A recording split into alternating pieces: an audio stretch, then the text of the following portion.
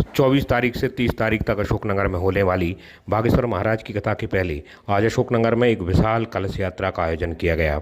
यह कलश यात्रा अशोकनगर के तार वाले बालाजी मंदिर से शुरू हुई और करीब 3 किलोमीटर दूर कथा स्थल पर जाकर समाप्त हुई।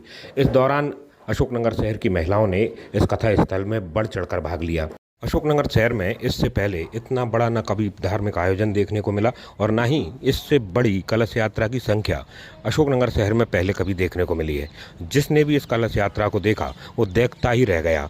कई किलोमीटर लंबी इस कलश यात्रा में न केवल अशोकनगर शहर की बल्कि आसपास के गांवों से भी महिलाओं ने अपनी भागीदारी सुनिश्चित की थी।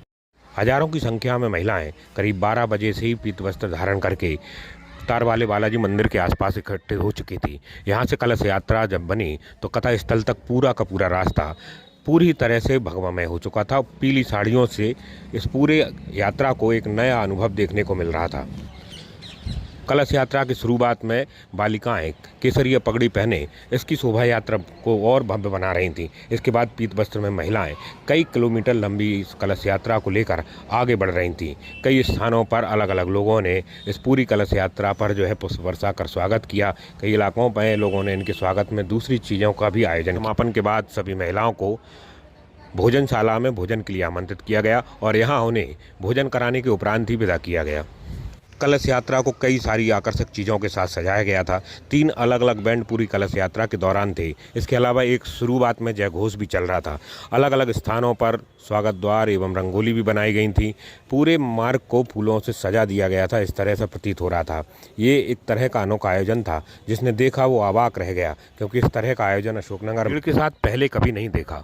इस आयोजन में जुटी महिलाओं की भीड़ को लेकर तमाम सारे कयास लगाए जा रहे हैं। ये तो स्पष्ट तौर पर तय माना जा रहा है कि इतनी बड़ी भीड़ पहले कभी भी महिलाओं की किसी इस तरह की कलश यात्रा में देखने को नहीं मिली। मगर अलग अलग दावों के अनुसार ये भीड़ करीब 15 से 25 हज़ार के आसपास बताई जा रही है। पर एक अनुमान के अनुसार कि 20 हज़ार से ऊपर तो महिला मीटर तक यह यात्रा अनवरत जारी रही। आखिरी में कथा स्थल पर बनाए गए पूरा का पूरा पंडाल कलश यात्रा की महिलाओं से ही भर गया था। इसको लेकर एक चर्चा और भी शामिल हो गई कि जब कलश यात्रा में हाल ये है तो कथा के दौरान जनता की कितनी जुटने की उम्मीद हो सकती है, और इसके अलावा दिव्य दरबार में ये जनसैलाब कहाँ तक पहुँचेगा, ये कयास अभी से लगाने शुरू हो गए।